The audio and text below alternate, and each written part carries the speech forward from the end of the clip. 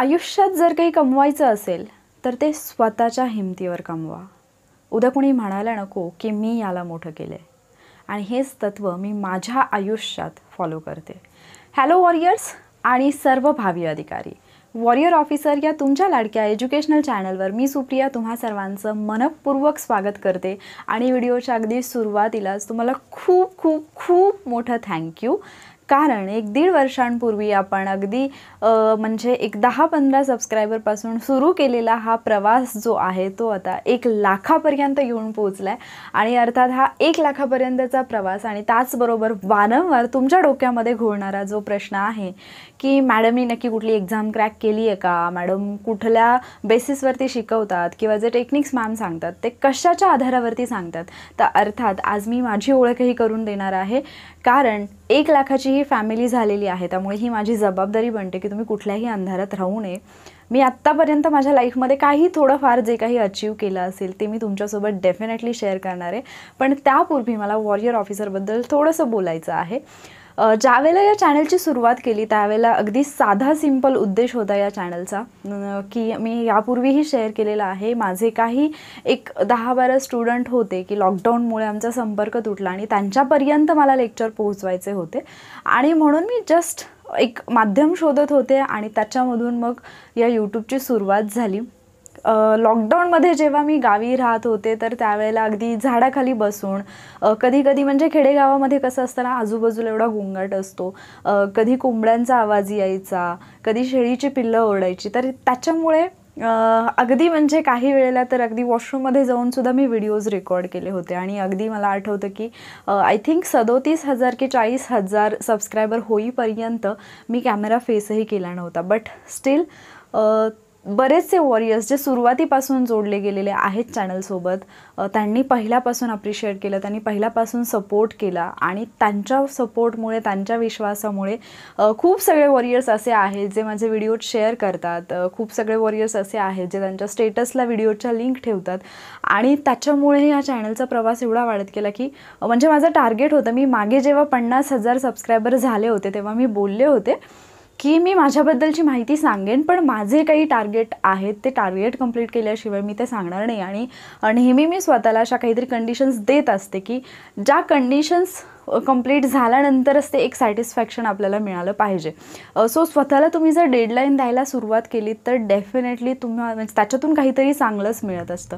आणि मला एक अपेक्षा होती की म्हणजे 1000 व्हिडिओज कंप्लीट झाल्यानंतर म्हणजे 1000 व्हिडिओज होईपर्यंत 1 लाख झाले पाहिजे असं एक टार्गेट होतं. बट आय थिंक 500-550 व्हिडिओजच आहेत आणि तोपर्यंत आपण 1 लाखाचा टप्पा पार केला. अर्थात हे सगळं फक्त तुमचं प्रेम, तुमचा सपोर्ट आणि तुम्ही दाखवलेल्या विश्वासामुळे शक्य झाले. माझी मेहनत होतीच, पण त्या मेहनतीला तुम्ही जी दाद दिली ती दाद जास्त महत्त्वाची होती. सो परत एकदा खूप खूप थँक्यू. खरं तर थँक्यू म्हणून तुम्हाला पर्क करायचं नाही आहे, कारण हा प्रवास इथून पुढे आपला असाच सुरू राहणार आहे. आणि आणखी नवीन नवीन गोष्टी तुम्हाला या व्हिडिओच्या माध्यमातून, या चॅनलच्या माध्यमातून शिकायला मिळणार आहेत. बट हां, काही मुद्दे आहेत म्हणजे जसं नेहमी म्हणतात की सक्सेसफुल होताना किंवा या प्रवासामध्ये आपल्याला खूप सगळे अडथळे येतात, खूप निगेटिव्ह बोलणारे लोक भेटतात. काही लोक मला असंही म्हणायचे की म्हणजे तुम्हाला जर तुमचा चॅनल ग्रो करायचा असेल तर तुम्हाला दुसऱ्याचा चेहरा पुढे करायला लागू नये, दुसऱ्याचं नाव पुढे करायला लागू नये. बट मी आत्तापर्यंत कधी कुठल्या अधिकाऱ्याचं किंवा कुठल्याही म्हणजे एखाद्या मोठ्या व्यक्तीचं नाव वापरून चॅनलवरती कुठलाच व्हिडिओ अपलोड केला नाही किंवा त्याच्यातून चॅनलची ग्रोथ नाहीच आहे. जे काही वॉरियर्स हे 1 लाख विद्यार्थी जे आहेत, म्हणजे ही अभिमानाने सांगायची गोष्ट, हे 1 लाख विद्यार्थी जे आहेत ते सुप्रियाला फॉलो करतात. ना की ते कुठल्या पोस्टला, ना की ते कुठल्या टॅगला, की कुठल्या अक्षरांना, की हे एक पद आहे किंवा ही एक परीक्षा मी पास झाले म्हणून मला कुणीही फॉलो करत नाही. हे जे विद्यार्थी आहेत 1 लाख, आणि हेच माझं टार्गेट होतं की मला 1 लाखाची फॅमिली कंप्लीट करायची होती फक्त सुप्रिया म्हणून, फक्त सुप्रिया म्हणून माझी ओळख असताना. आणि ते साध्य झाले. सो एवढ्या लवकर होतील असं वाटलं नव्हतं, कारण 1-1.5 वर्षांचा कालावधी म्हणजे फार काही मोठा कालावधी नाही आहे. तुमच्यापैकी आत्तापर्यंत ज्यांनी फक्त एक सुप्रिया मॅडम शिकवतात, माझं टीचिंग समजतं, मी जे सांगते ते तुम्हाला पटतं, ते तुम्हाला समजतं, त्याचा तुम्हाला फायदा होतो म्हणून तुम्ही आत्तापर्यंत मला फॉलो केले. बट आज मी डेफिनेटली तुम्हाला सांगेन की मी आत्तापर्यंत कुठल्या कुठल्या एक्झाम क्रॅक केलेल्या आहेत, माझं सिलेक्शन कुठे कुठे झालेलं आहे ते मी तुम्हाला सांगणार आहे. आणि याच्यातून माझा हा उद्देश नाही आहे की मी माझा मोठेपणा सांगते आहे किंवा मी कुठल्या कुठल्या एक्झाम क्रॅक केल्या हे मला सांगायचं नाही आहे. हे सांगण्यापाठीमागचा हेतू एवढाच आहे, आपण जेव्हा काहीतरी करतो, आपण काहीतरी कमवतो, आपण जेव्हा आपली परिस्थिती बदलतो त्यावेळेला त्याच्यामध्ये असणारा आनंद हा फार वेगळा असतो. माझं शिक्षण काय आहे याच्यापासून आपण सुरुवात करूयात. तर तुमच्यापैकी बऱ्याच जणांना माहिती की माझं डी.एड झालेलं आहे, म्हणजे फक्त डी.एडच नाही झालेलं 12वी नंतर. आणि हां, प्रत्येक वेळेला म्हणजे 10वी असेल, 12वी असेल, ग्रॅज्युएशन असेल तर मी डिस्टिंक्शनमध्ये पास आहे, म्हणजे कुठे फर्स्ट क्लास किंवा सेकंड क्लासमध्ये नाही. माझा रिझल्ट म्हणजे ॲकॅडमिक्समध्ये मी खूप चांगली होते, इव्हन ॲक्टिव्हिटीजमध्ये पण होते. सो वेगवेगळ्या ॲक्टिव्हिटीजमध्ये भाग घ्यायला मला आवडायचं. त्याच्यानंतर 12वी नंतर मी माझं डी.एड कंप्लीट केलेलं आहे. माझं डी.एडचं मार्कशीट आहे, ॲटलिस्ट तुम्हाला माझा फोटो तरी दिसत असेल, ठीक आहे. हे माझं डी.एडचं सर्टिफिकेट आहे आणि तुम्हाला दिसत असेल याच्यावरती A+ ग्रेड आहे, ठीक आहे. सो मला 85% होते डी.एडला फायनल इयरला. त्याच्यानंतर येतो प्रवास, म्हणजे जे आपण MCQs किंवा ज्याला आपण स्पर्धा परीक्षा म्हणतो, या सगळ्या गोष्टींचा. इव्हन माझं ग्रॅज्युएशन मी YCMमधून केलं आहे, बट माझं इंग्लिश सब्जेक्ट स्पेशल होता आणि मला इंग्लिश बोलायला पहिल्यापासून आवडायचं, पण तसं वातावरण कधी मिळालं नाही. मला नेहमी मी नवीन गोष्टी शिकण्यासाठी नेहमी तयार असते आणि मी क्विक लर्नर आहे, म्हणजे मी फास्ट शिकते कुठलीही गोष्ट शिकताना, ठीक आहे. सो त्याच्यानंतर प्रवास सुरू झाला, म्हणजे माझ्या लाईफमधली पहिली फेल झालेली मी एक्झाम. की फेल होणं काय असतं हा एक्सपिरियन्स मी लाईफमध्ये माझ्या फर्स्ट टाईम घेतला आणि ती एक्झाम होती TETची. माझा जो स्कोर होता तो 87 होता आणि आय थिंक 83 मार्क्सवाली माझी मैत्रीण क्वालिफाय होती आणि मला 87 मार्क्स असूनही मी क्वालिफाय नव्हते, कारण मी ओपन कॅटेगरीमध्ये होते. सो पहिल्यांदा मी ती एक्झाम फेल झाली होती. बट हां, थोडंसं मला वाईट वाटलं, पण त्यानंतर लगेच, जसं मी नेहमी सांगते की कुठल्याही सिच्युएशनमध्ये काहीतरी पॉझिटिव्ह असतं. सेकंड टाईम मी लगेच दुसरा थॉट माझ्या मनात आला की यार, मला हा एक्सपिरियन्स कधीतरी लाईफमध्ये घ्यायचा होता की फेल झाल्यानंतर कसं वाटतं, ठीक आहे. सो हा थोडासा पागलपण आहे, थोडंसं फुलिश वाटेल तुम्हाला हे, बट ठीक आहे. बट नेक्स्ट टाईम तोपर्यंत माझं ग्रॅज्युएशन कंप्लीट झालं आणि मग मी TETचे दोन्ही पेपर द्यायचं ठरवलं आणि मग मी पेपर 1सुद्धा पास झाले आणि पेपर 2, पेपर 2, पेपर 1 दोन्ही मी क्वालिफाय झाले. आणि अजूनही माझ्याकडे TETसाठी जे बुक्स असतात मार्केटमध्ये अवेलेबल, माझ्याकडे एकही पुस्तक नाही आहे. TETचा अभ्यास करताना मी कुठलंही पुस्तक विकत घेतलं नव्हतं, कारण त्यांनी जे सिलेबसमध्ये दिलं होतं, मी नेहमी म्हणजे प्रत्येक वेळेला व्हिडिओजमध्ये पण मी तुम्हाला हेच सांगते की तुम्ही जो अभ्यास करता त्याच्यामध्ये 2 ज्या गोष्टी असतात त्या तुमच्या सगळ्यात चांगल्या मार्गदर्शक असतात. एक सिलेबस आणि दुसरं म्हणजे previous year question paper. So माझ्याकडे फक्त मला एकच माझ्याकडे क्वेश्चन पेपर होता जो मी फेल झालेले होते तो.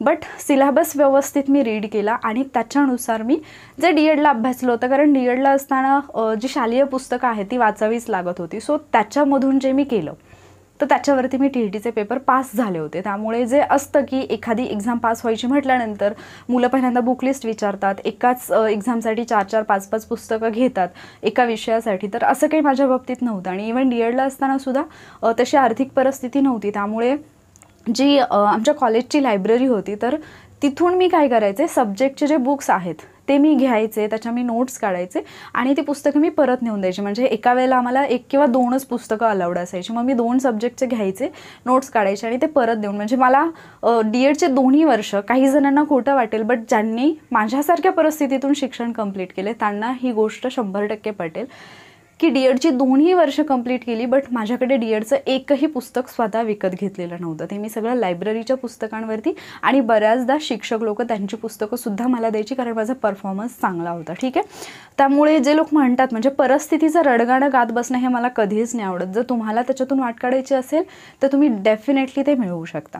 त्यानंतर पुढचा टप्पा येतो, ॲक्च्युली TETच्या अगोदरच मी दुसरी एक परीक्षा पास झाली होते. ती परीक्षा जी होती ती सेंट्रल गव्हर्नमेंटची असते, सेंट्रलची TET CTET असं म्हटलं जातं त्याला. तर ती एक्झाम ज्यावेळेला मी D.Edच्या लास्ट इयरला होते, म्हणजे सेकंड इयरला होते, त्यावेळेला माझ्या क्लासमधले बरेच माझ्या मैत्रिणी ज्या होत्या त्या ती एक्झाम देणार होत्या आणि त्यावेळेला 500 रुपये फी होती. तर ती फी भरणं मला शक्य नाही झालं म्हणून मी त्यावर्षी ती एक्झाम दिली नाही. आणि माझ्याबरोबरच्या ज्या मैत्रिणी होत्या त्यांनी 2 वेळा ते पेपर दिले होते, बट त्या क्वालिफाय नाही होऊ शकल्या कारण सेंट्रल गव्हर्नमेंटची लँग्वेज थोडी टफ असते. हिंदी जी असते पेपरची ती थोडी टफ असते, बट पेपर सोपे असतात. आणि मग नंतर D.Ed कंप्लीट झाल्यानंतर मी CTETसाठी फॉर्म भरला आणि मग फॉर्म भरल्यानंतर एक्झामसाठी फार थोडा कालावधी होता. काही दिवस असेच गेले, म्हणजे करायचं की नाही हेही माहिती नव्हतं कन्फर्म. तर मग बरेच दिवस असेच गेले. एक्झामला 25 दिवस बाकी होते, मला अजूनही आठवतं. आणि आम्ही बुक घ्यायचं म्हणून आम्ही गेलो. मग एका बुकच्या ह्याच्यामध्ये गेल्यानंतर, बुक स्टॉलला गेल्यानंतर तिथे त्या माणसाकडे एकच पुस्तक होतं CTETसाठी आणि माझ्यासोबत ज्या दुसऱ्या 2-3 मैत्रिणी आल्या होत्या त्यांचं डिस्कशन चालू होतं पब्लिकेशनबद्दल, की त्यांना याच पब्लिकेशनचं पाहिजे, त्याच पब्लिकेशनचं पाहिजे. आणि मी तिथे विचारल्यानंतर त्यांनी मला एक पुस्तक काढून दिलं आणि मग ते म्हटले की हे एकच पुस्तक शिल्लक आहे. सो माझ्या डोक्यात हे होतं की यांचं जे डिस्कशन चालू होतं की पुण्यावरून किंवा कोल्हापूरवरून पुस्तक मागवायचं, तर मला माहिती होतं की हे आपल्यासाठी शक्य नाही आहे. सो ते एक पुस्तक जे होतं ते मी जस्ट आय ग्रॅब इट, मी ते घेतलं आणि त्या पुस्तकाचा मी 25 दिवस अभ्यास केला आणि फर्स्ट अटेम्प्टमध्ये मी CTET पण क्वालिफाय झाले. ठीक आहे, मग आता CTET क्वालिफाय झाल्यानंतर पुढे काय करायचं, जॉबची तर गरज होती. मग इंग्लिशची थोडीफार आवड होती मला, पण एवढं फ्लुएंट इंग्लिश बोलण्याचा कधी प्रसंग आला नव्हता. मग त्या कालावधीमध्ये दरम्यानच्या जॉबच्या पूर्वी, म्हणजे मी जॉब केला आहे हे सांगणार आहे, मी तिथपर्यंत पोहोचणार आहे. त्याच्या अगोदर मी टायपिंगचा पण कोर्स केलेला आहे. टायपिंग म्हणजे ॲक्च्युली टायपिंगच्या वेळेला पण माझं बॅड लक. तुम्ही कुठलाही कोर्स करणार असाल ज्याचा पुढे जाऊन तुम्हाला फायदा होणार असेल, तर एक गोष्ट नेहमी लक्षात घ्या की माहिती असणाऱ्या एखाद्या व्यक्तीकडून त्याची पूर्ण माहिती घ्या, कारण बऱ्याचदा आपल्याला मिसगाईड केलं जातं आणि त्याच्यामध्ये आपलं खूप नुकसान होतं. जेव्हा मी टायपिंगसाठी गेले होते त्यावेळेला मी त्यांना बोलत होते की मला मराठी इंग्लिश दोन्ही किंवा इंग्लिशच्या 30 आणि 40 या दोन्हीला ॲडमिशन हवं आहे. बट तिथे ज्या मॅडम होत्या त्या मला म्हटल्या की हे शक्यच होत नाही, जरी तुम्ही ॲडमिशन घेतलं तरी तुम्ही फेल व्हाल, एवढी प्रॅक्टिस होत नाही, ब्ला ब्ला बरंच काही त्यांनी सांगितलं. आणि मग त्यामुळे मी फक्त इंग्लिश 30ला ॲडमिशन घेतलं आणि अगदी मला वाटतं 1.5 ते 2च महिने झाले असतील तोपर्यंत मी इंग्लिश 40चं स्पीड क्रॉस केलं होतं. म्हणजे एवढं फास्ट मी ते शिकले होते. बट ॲडमिशन घेताना फक्त एकाचसाठी घेतलेलं, त्यामुळे माझ्याकडे इंग्लिश 30चं सर्टिफिकेट आहे. इंग्लिश 40चं नाही मिळालं, त्यामुळे मी त्या एक्झाम काही टायपिंगच्या आणि मला त्याच्यामध्ये त्याचा इंटरेस्टही नाही, त्यामुळे त्या एक्झाम मी नाही देऊ शकले. MSCITचा माझा खूप चांगला स्कोर आहे आणि हे मी प्राऊडली सांगते. MSCITला मला 97 मार्क आहे 100पैकी. ठीक आहे, की मला जॉबची गरज होती आणि मग मी जॉब शोधत एका CBSE स्कूलमध्ये गेले. ॲक्च्युली ते स्कूल खूप मोठं होतं, 30 एकरचा कॅम्पस एरिया होता. तिथे अगदी 100 टीचर्स वगैरे होते. एवढा मोठा कॅम्पस, कधी एक्सपिरियन्स नाही, पण असंच कोणाच्या तरी ओळखीने वगैरे विचारून मी तिथंपर्यंत पोहोचले. आणि जेव्हा मी गेले तर तिथे गेल्यानंतर मला हे समजलं की जे प्रिन्सिपल आणि प्रोजेक्ट डायरेक्टर आहेत, जे माझा इंटरव्ह्यू घेणार आहेत, त्यांना मराठी बिलकुल येत नाही, हिंदीसुद्धा येत नाही आणि ते इंग्लिशमध्ये बोलतात. सो मी म्हणजे ठीक होते की हां ठीक आहे बोलायला येईल. बट ज्यावेळेला मी तिथे पोहोचले आणि मी म्हणजे त्यांनी मला वेटिंगसाठी थांबवलं होतं, मी बाहेर थांबले होते आणि जेव्हा ते प्रोजेक्ट डायरेक्टर सर आले आणि ते माझ्यासमोर एका पॅरेंट्सशी बोलत होते, तेव्हा माझ्या लक्षात आले की हे लोक तर फारच वेगळं इंग्लिश बोलतात, म्हणजे एवढं फास्ट, एवढं फ्लुएंट आपल्याला नाही जमणार आहे. सो मी थोडी घाबरले होते. बट जॉबची गरज होती. आणि मग बाकी माझ्या इंटरव्ह्यूमध्ये काय झालं, तो जॉब मला कसा मिळाला, माझ्या लाईफमधला फर्स्ट इंटरव्ह्यू मी दिला, जो की म्हणजे माझं पूर्ण शिक्षण मराठी मीडियममधून झालेलं असतानाही माझा फर्स्ट जॉब CBSE स्कूलला इंग्लिश टीचर म्हणून आहे आणि हे मी खूप अभिमानाने सांगते. सो हे त्याचं अपॉइंटमेंट लेटर आहे जेव्हा मी जॉईन झाले. जनरली एखादे टीचर जॉईन झाल्यानंतर त्या स्कूलमध्ये, त्या इन्स्टिट्यूटला जेव्हा जॉईन होतात 4 ते 5 वर्ष कन्फर्मेशन मिळत नाही. कन्फर्मेशन मिळायला 4 वर्ष तरी जातात, कमीत कमी 3 वर्ष तरी जातात. बट मला कन्फर्मेशन लेटर मिळालेलं 1 वर्षात. कन्फर्मेशन लेटर म्हणजेच मला तो जॉब परमनंटली मिळालेलं होतं. मी त्या ठिकाणी परमनंट झाले होते 1 वर्षामध्ये. बाकी जी स्टोरी आहे की तिथे मी म्हणजे माझा प्रवास कसा सुरू झाला, त्यांनी मला लगेच टीचर म्हणून घेतलं की नाही घेतलं, त्याबद्दल मी सगळं बोलले. मी व्हिडिओची लिंक देईन, त्याच्यामध्ये तुम्ही ते पाहू शकता. ठीक आहे. आता ज्यावेळेला मी स्कूलमध्ये होते, म्हणजे मी का सांगते तुम्हाला हे सगळं, की मला काही एक्सपिरियन्स आहे की नाही, मी उगीचच हे सगळं करते. तर जेव्हा मी स्कूलमध्ये होते त्यावेळेला मी जी काही कामं केली, म्हणजे ज्यावेळेला मी रिझाईन केलं त्यावेळेला जे आम्हाला तुमचं एक्सपिरियन्स लेटर असतं ते जे मिळतं, तर त्याच्यामध्ये जर तुम्ही पाहिलं तर माझा एक्सपिरियन्स एवढा सगळा आहे. म्हणजे मी खूप काम केले तिथे. ॲडमिशन काउन्सलर म्हणून केले, प्री प्रायमरी असिस्टंट टीचर म्हणून केले. मी 1st 2nd ग्रेडला होते, 3rd 4thला पण मी टीच केलेलं आहे. इवन 6th 7th 8thला सुद्धा मी शिकवलेलं आहे व्हॅल्यू एज्युकेशन. त्याच्यानंतर जे हाऊसेस असतात तिथे त्याच्यामध्ये मी काम केलेलं आहे. आमच्याकडे इंटरनॅशनल स्कूल अवॉर्ड जे आहे तर त्याच्यासाठीचे जे प्रोजेक्ट केले गेले त्या प्रोजेक्टसाठीची मी इन्चार्जसुद्धा होते. आणि तिथे असताना खूप सगळे ट्रेनिंग प्रोग्राम्स मी केलेले आहेत, जे की टीचर म्हणून मला खूप ग्रो करण्यासाठी त्यांनी मला खूप हेल्प केली. आणि तिथे असताना जे काही ट्रेनिंग असायचे किंवा ज्या काही मीटिंग असायच्या, जे काही टीचिंग असायचं ते सगळं इंग्लिशमधून असायचं.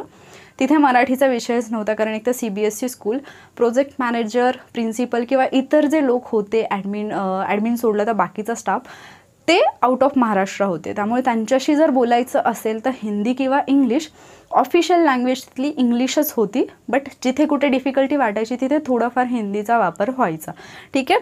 तर त्याच्यातून माझं इंग्लिश खूप जास्त डेव्हलप झालं. इंटरनॅशनल सिलेबस जो आहे एक्सीड म्हणून तो पॅटर्न तिथे होता, त्याच्यातून खूप सगळं शिकायला मिळालं. माझा परफॉर्मन्स बघून जे आमचे प्रोजेक्ट डायरेक्टर होते ते माझं ॲडमिशन केम्ब्रिज युनिव्हर्सिटीतून जे टीचर्सचे वेगवेगळे कोर्सेस असतात त्याच्यासाठी ते माझं ॲडमिशन घ्यायला लागले होते. बट त्यावेळेला मला म्हणजे माझी जी काही सॅलरी असेल ती मला सेव्ह करणं, ती मला जास्त इम्पॉर्टंट वाटत होती. आणि त्यामुळे त्या कोर्सेसला ॲडमिशन घ्यायला मी डिनाय केलं, कारण ते 50% फीज माझी भरायला रेडी होते, 50% मला द्यायची होती. बट केम्ब्रिज युनिव्हर्सिटी म्हणजे जस्ट नाव जरी ऐकलं तरी आपल्याला कळेल की तिथल्या कोर्सेसची फीज काय असेल. आणि मग ते मी कधी स्वप्नातही विचार नव्हता केला. त्यामुळे ते मी म्हणजे ते कंप्लीट करण्याचं किंवा त्याच्यात पुढे जाण्याचा मी काही विचार नाही केला. आणि आणखी एक होतं की स्कूलमध्ये जे टीचर्स जॉईन व्हायचे साधारणतः 2-2.5 वर्षानंतर टीचर्सना तिथे बेस्ट टीचर किंवा वेगवेगळे जे टीचर्स डेला अवॉर्ड दिले जायचे. बट एका वर्षामध्येच मला वर्साटाईल टीचर अवॉर्डसुद्धा मिळालेला, कारण मी फक्त टीचिंगमध्ये नाही तर टीचिंगसोबत इतर ज्या ॲक्टिव्हिटीज होत्या त्याच्यामध्ये मी खूप ॲक्टिव्ह होते आणि खूप छान पद्धतीने पार्टिसिपेट केलं होतं. अर्थात हे माझं एक्सपिरियन्स सर्टिफिकेट सांगते. तर हे झालं आत्तापर्यंत माझं प्रायव्हेटमधला जॉब असेल किंवा ज्या कुठल्या एक्झाम मी क्वालिफाय झाले त्याबद्दल. आता जर आपण गव्हर्नमेंट जॉबकडे आलो तर मी तुम्हाला मगाशीच सांगितलं की मी CTETची एक्झाम दिली होती. त्याच्यानंतर स्कूलमध्ये असतानाच केंद्रीय विद्यालयाबद्दलची माहिती मिळाली. ज्यावेळेला केंद्रीय विद्यालयाची ॲड आली त्यावेळेला टीचर्सनी मला ती एक्झाम देण्यासाठी सांगितलं.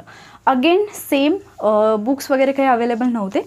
बट मी CTETसाठी जे बुक घेतलं होतं त्या बुकमधला कंटेंट मला समजलं होतं. सो मी असं ठरवलं की मला केंद्रीय विद्यालयासाठी सुद्धा सेम प्रकाशनचं बुक घ्यायचं आहे.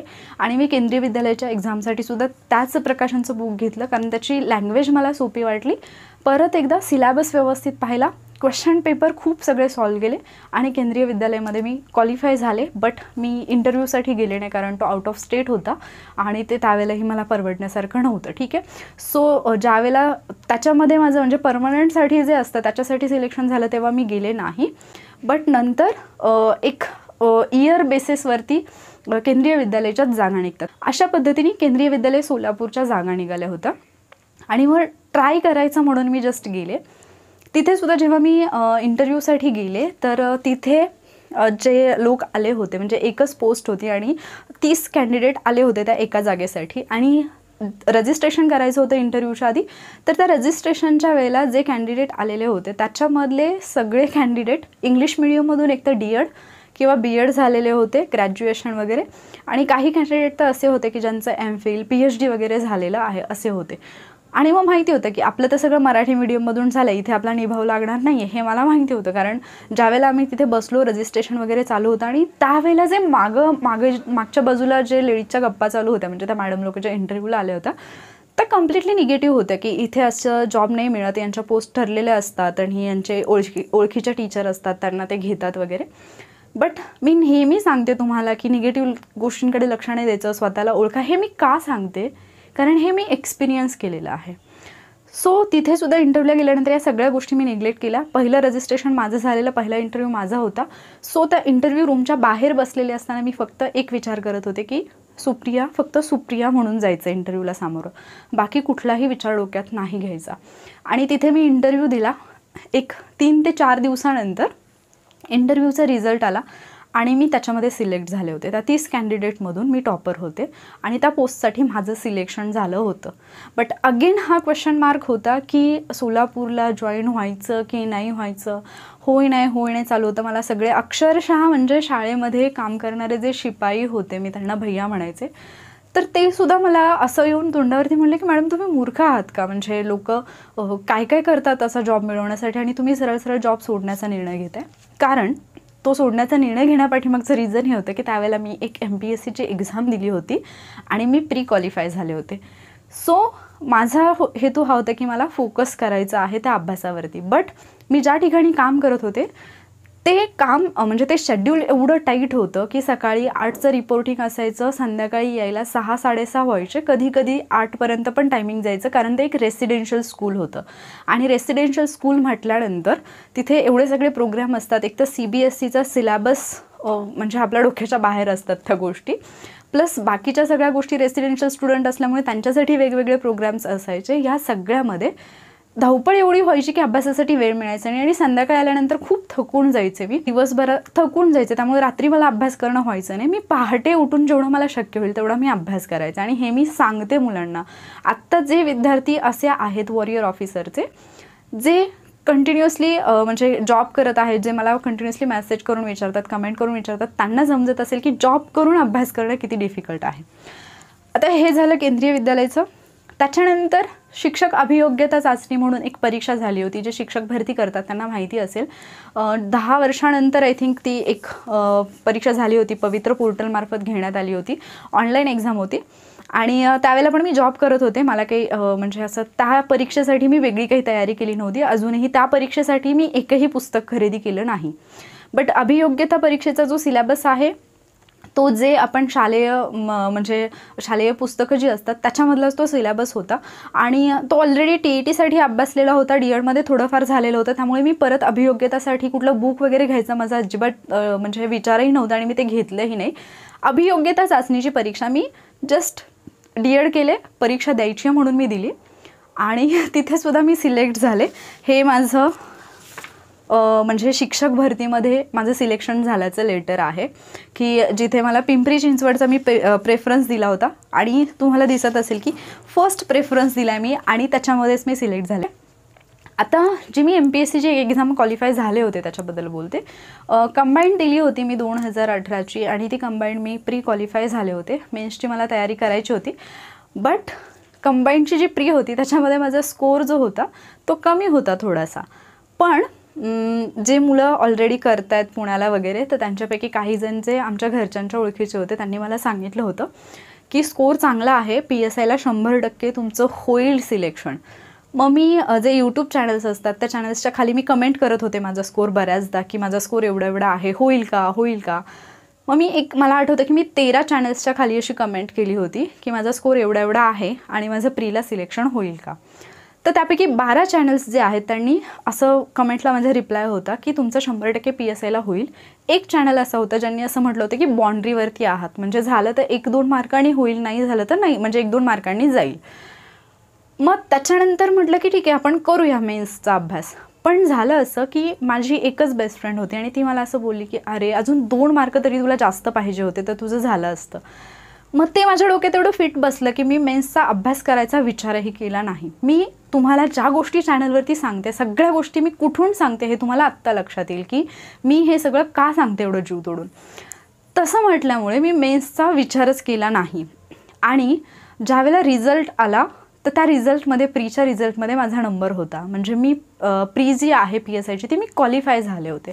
आता प्री क्वालिफाय झाल्यानंतर मला एवढा आनंद झाला होता की एखाद्याला PSIचा फायनल रिझल्ट आल्यानंतर पण झाला नसेल, कारण जेव्हा तो रिझल्ट मी पाहिला तेव्हा मी अक्षरशः किंचाळत होते, कारण तो आनंद माझ्यासाठी वेगळा होता. माहीत नाही का पण काहीतरी वेगळं वाटत होतं. तिथून पुढे एक्झामसाठी जसं यावर्षी झालेलं आहे सेम तसंच त्यावेळेलासुद्धा एक्झामसाठी आय थिंक काहीतरी 1 महिन्यावर 1 आठवडा बाकी होता.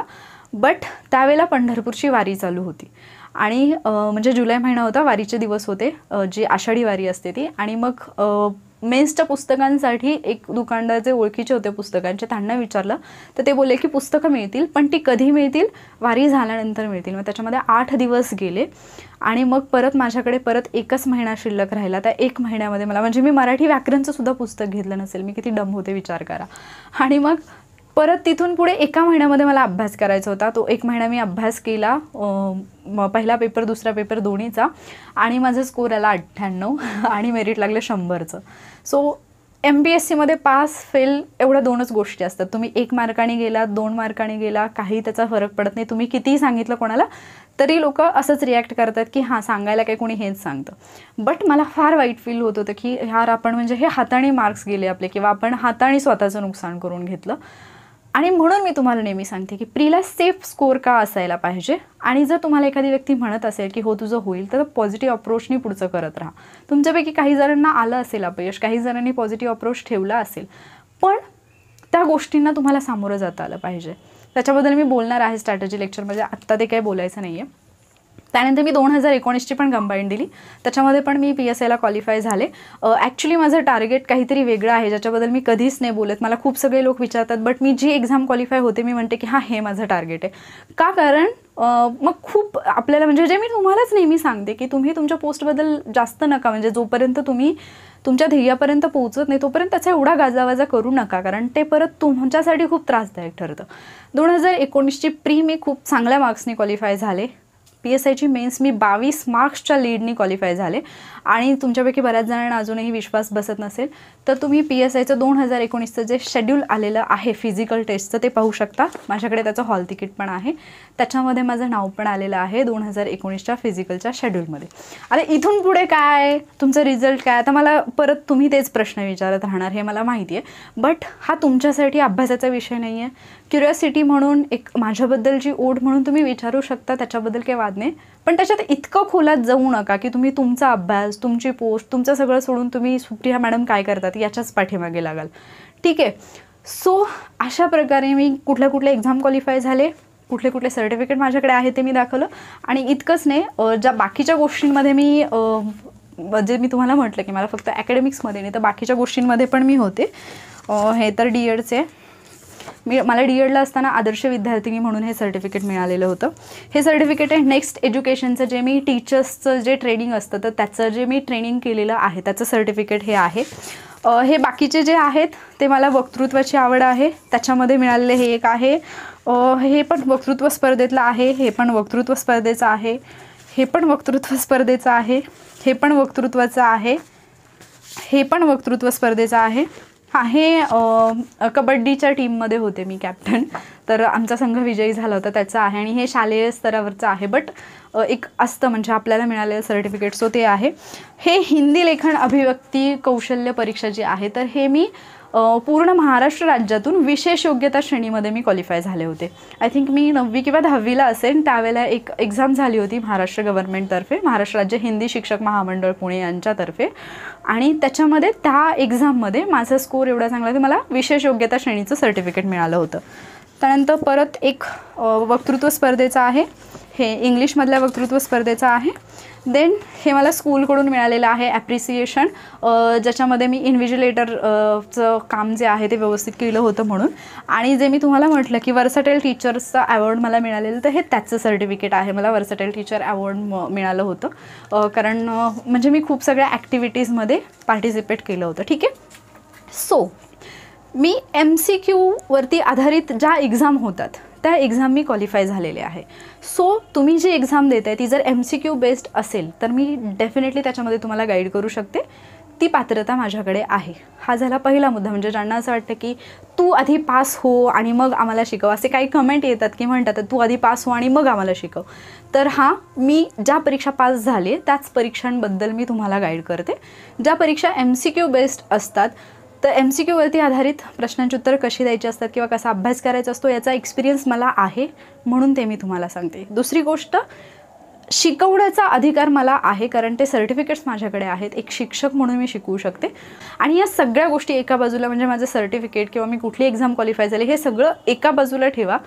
सगळ्यात महत्त्वाचं जे आहे, जे मला आयुष्याने शिकवलं आहे, जे मला परिस्थितीने शिकवलं आहे, जे मला या समाजातल्या आजूबाजूच्या लोकांनी शिकवलं आहे, ते कदाचित मला कुठलंच सर्टिफिकेट, कुठलीच डिग्री, कुठलंच एखादी इन्स्टिट्यूट ते मला नाही त्याच्याबद्दलचं सर्टिफिकेट देऊ शकत. त्या बेसिसवरती मी तुम्हाला शिकवते. त्या बेसिसवरतीच आज हा जो वॉरियर ऑफिसरचा एवढा मोठा परिवार आहे तो उभा राहिला आहे. आणि मी परत एकदा सांगते की मला अभिमान आहे की हे जे 1 लाख लोक, म्हणजे 1 लाखापेक्षा जास्त लोक जे माझ्याशी जोडले गेलेले आहेत ते फक्त सुप्रियाशी जोडले गेलेले आहेत. ठराविक एक एक्झाम मी क्वालिफाय झाली आहे म्हणून ते माझ्याशी जोडले गेलेले नाही आहेत. पण आज हे सांगण्याची वेळ का आली, कारण मी तुम्हाला म्हटलं होतं की माझं टार्गेट आहे ते झाल्यानंतर मी सांगेन. मला वाटतं हा व्हिडिओ खूप लेंदी आहे, पण मी एवढं सगळं एक्झाम क्वालिफाय झाले, एवढं सगळं माझ्याकडे आहे हे सांगणं गरजेचं होतं. कारण जर मी आत्ता हे बोलले नसते तर अर्थात खूप आणखी मग याच्यावरती रिसर्च होत बसले असते. विनाकारण जे असे विद्यार्थी आहेत की जे त्यांच्या लाईफमध्ये जर जेवढं माझ्यावरती रिसर्च करतात तेवढं जर त्यांनी अभ्यासावरती लक्ष दिलं तर ते खूप काही अचीव करतील. सो इकडे तिकडे वेळ नका वाया घालू. आता इथून पुढे मी काय करणार आहे, कुठलं जॉईनिंग घेणार आहे की नाही, हा माझा वैयक्तिक प्रश्न आहे. जेव्हा कधी मी जॉईन करायचा निर्णय घेईन किंवा जेव्हा कधी मी त्या फेजमध्ये असेन तर मी डेफिनेटली तुमच्याशी शेअर करेन. सो मी याच्या आधीही सांगितलेलं आहे वॉरियर ऑफिसरवरती तुमच्या एक्झामसाठी आवश्यक असणारी माहिती, त्याच्यासाठीचे टेक्निक्स आणि सगळ्यात महत्त्वाचं आयुष्याशी लढताना ही जी काही आपली परिस्थिती असते, नेहमीच जे निगेटिव्हिटी असते त्याच्यातून बाहेर पडून जर तुम्हाला जर फेस करायचं असेल, कारण हे सगळं जे मी अचीव केले ना, मला आठवतं की एक वेळ अशी आलेली आहे आमच्यावरती की एक वेळचं जेवणही मिळत नव्हतं, उपाशी पोटी राहूनही मी अभ्यास केलेला आहे. सो याच्यात काही मोठं असं नसतं, कारण खूप मुलं असतात जे गरिबीतून पुढे येतात, तर त्याच्यापैकीच मी एक आहे. त्यामुळे त्याच्यात बाऊ करण्यासारखं काहीच नाही आहे. बट मी खुश आहे कारण आज मी जे काही आहे ते माझ्या कष्टाच्या मेहनतीच्या जोरावरती आहे. अर्थात त्याच्यासाठी मला माझ्या घरातल्यांचा, माझ्या आईवडिलांचा, माझ्यापेक्षा जे वडीलधारे आहेत त्या सगळ्यांचा आशीर्वाद माझ्यासोबत आहे. त्या सगळ्यांची साथ मला होती, त्यांनी पण माझ्यावरती तेवढा विश्वास दाखवला म्हणून मी इथंपर्यंत पोहोचले. आणि त्याचबरोबर ही जर आपण वॉरियर ऑफिसरच्या फॅमिलीचा विचार केला तर तुम्हा सगळ्यांचा विश्वास, तुम्हा सगळ्यांचा सपोर्ट होता म्हणून ती इथंपर्यंत आली आहे. सो याच्या व्यतिरिक्त काही तुमचे डाऊट असतील, आय होप, म्हणजे खूप वेळ मी बोलते बट हे सांगणं गरजेचं होतं. याच्या व्यतिरिक्त काही डाऊट असतील, कदाचित याच्यातलं बरंचसं काही राहूनही गेलं असेल सांगायचं की मी अजून काय कारण खूप काही केलं आहे मी लाईफमध्ये. आयुष्यासोबत खूप प्रयोग केलेत मी, स्पेसिफिकली माझ्या करिअरसोबत खूप प्रयोग केलेत मी. बट हां, डेफिनेटली तुम्ही हे करू नका, कारण म्हणजे मी ज्या गव्हर्नमेंट जॉब सोडण्याच्या ज्या रिस्क घेतल्यात मी त्याच्यावरती मला लोक मूर्ख म्हणायचे, पागल म्हणायचे, अजूनही म्हणतात. बट हां, जेव्हा लोक तुम्हाला पागल म्हणायला लागतात त्यावेळेलाच तुम्ही खरं बरोबर ट्रॅकवर असता हेही लक्षात ठेवायचं. आणि मला माहिती आहे की मला लाईफमध्ये खूप काहीतरी मोठं अचीव करायचं, काहीतरी वेगळं अचीव करायचं आहे. ते चाकोरीतून मला चालायचं नाही आहे. बट हां, नेहमी म्हणजे मेहनत तुम्ही नेहमी शांततेत करा. तुमचं यश जे आहे ते पूर्ण धिंगाणा घालेल नंतर, असं जे म्हणतात ना, तर तेच मला तुम्हाला सांगायचं आहे की मेहनत शांततेत करा, उगीचच गाजावाजा करत बसू नका. कारण जर चुकून तुम्ही कुठे अपयशी झालात तर आज तुम्हाला म्हणजे जे लोक फार म्हणत असतात की तू होणार होणार होणार, ते लोक सेकंदात तुम्हाला, ज्यांनी डोक्यावर उचलून घेतलं ना, ते सेकंदात तुम्हाला धाडगण खाली आपटतात. त्यावेळेला फक्त तुम्हीच तुमच्या स्वतःसोबत असता. त्यामुळे मी माझ्या स्वतःसोबत आहे, मला स्वतःवरती विश्वास आहे. आणि तुमच्यात धमक असेल तर तुम्हाला कुणीच नाही अडवू शकत दुनियेत, एवढं लक्षात ठेवायचं. ठीक आहे. परत एकदा तुमच्या सपोर्टसाठी, तुमच्या प्रेमासाठी खूप खूप खूप खूप खूप थँक्यू. आणि असाच सपोर्ट करत राहा, असंच प्रेम राहू द्या. वॉरियर ऑफिसरसारखंच वॉरियर सुप्रियालासुद्धा, कारण इथे जरी मी तुम्हाला फक्त परीक्षेसाठी तयार करत असेल तरी डेफिनेटली वॉरियर सुप्रियावरती मी तुम्हाला आयुष्याच्या परीक्षेसाठी तयार करेन. कारण या एक्झामसाठी आपल्याला नोटिफिकेशन मिळतं, या एक्झामचा सिलेबस कंप्लीट करायला वेळ मिळतो, या एक्झामची रिव्हिजन करायला वेळ मिळतो. आयुष्य जेव्हा परीक्षा घेताना तेव्हा कुठलंही नोटिफिकेशन येत नाही, रिव्हिजनसाठी वेळ नसतो, त्या परीक्षेला डायरेक्ट सामोरं जावं लागतं. आणि तिथे जर तुम्ही टिकलात तर मग बाकीच्या एक्झाम काय, तुम्ही इझिली क्वालिफाय व्हाल. सो आय होप आजचा हा व्हिडिओ तुम्हाला काहीतरी शिकवून गेला असेल. जी तुमची क्युरिओसिटी होती, जे प्रश्न तुमच्या वारंवार डोक्यात होते, त्या प्रश्नांची उत्तरं तुम्हाला कुठेतरी मिळाली असतील. येणाऱ्या एक्झामसाठी खूप जण मला 30 डेजसारखा काहीतरी प्लॅन घेऊन या म्हणून विचारत आहेत. तर डेफिनेटली प्लॅन माझा तयार आहे ऑलरेडी. बस त्याचं थोडंसं काहीतरी फिनिशिंग बाकी आहे. ते झालं की मी परफेक्ट प्लॅन तुमच्यापर्यंत घेऊन येईन. आणि तो जर तुम्ही फॉलो केला तर जसं ह्यापूर्वीच्या 30 डेज चॅलेंजमधल्या विद्यार्थ्यांना फायदा झाला आहे, 2020ची कंबाईंड क्वालिफाय होण्यासाठी खूप जणांना फायदा झाला आहे. खूप जणांचा स्कोर अगदी कट ऑफच्या जवळ आलेला आहे, थोडे ते मागं पडलेत. तर त्या सगळ्यांसाठीच हे जे येणारं चॅलेंज असेल किंवा जो काही म्हणजे आपण जो काही प्रोजेक्ट घेऊन येऊ तो डेफिनेटली फायदेशीर असेल. आजचा हा व्हिडिओ कसा वाटला, थोडा लेंदी होता, कंटाळवाणा पण असेल, बट याच्यातून शिकायला नक्कीच काहीतरी मिळालं असेल. कुठलाही क्लास न लावता, कुठेही पुस्तकांवरती जास्त पैसे खर्च न करता जर मी ह्या एक्झाम पास होऊ शकते तर तुम्ही डेफिनेटली होऊच शकता. फक्त स्वतःवरती विश्वास ठेवायला शिका. हा व्हिडिओ आवडला असेल तर व्हिडिओला लाईक करा आणि त्याचबरोबर अजूनही सबस्क्राईब केलं नसेल तर पटकन वॉरियर ऑफिसरला सबस्क्राईब करा. स्वतःची काळजी घ्या आणि स्वतःच्या स्वप्नासाठी नेहमी झगडत राहा. फक्त स्वतःवरती विश्वास ठेवून लढा. तुम्हाला आयुष्यात काहीच कमी नाही पडणार. थँक्यू.